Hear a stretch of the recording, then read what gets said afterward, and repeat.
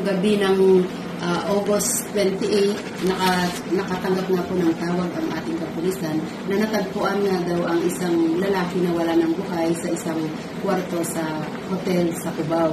And through backtracking po ng CCTVs, na-identify po itong dalawang suspect na siyang huling lumabas doon sa kwarto kung saan natagpuan itong wala ng buhay na biktima. Yes, ma'am. Yung anong oras po natin nahuli itong first suspect po ni si alias James? Yes, ma'am. Kaagad-agad po nung ma-identify na natin at nakuha naman yung pangalan ng isang suspect na nag-check-in, pinuntahan po ng ating mga operatiba at noong August 29 po, bandang 10 ng umaga, nahuli na po itong isang suspect na si alias James. And dito nga po sa mga revelations ni alias James, nagkaroon ulit ng information itong ating mga operatiba. Kaya nahuli din po nila kinabukasan o kaninang madaling araw po ng August 30 yung isa pang suspect na kasama niya sa pagpatay ng oras isang lalaki.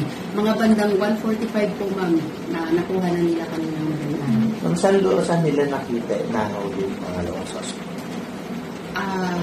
Nahuli po nila ito sa Bulacan kung saan nagbigay ng information itong si alias James na itong isang suspect ay naka-check-in sa isang hotel sa Bulacan. Kaya agad nilang pinuntahan at nahuli na nga po nila kaninang madaling araw. Bandang 1:00 po.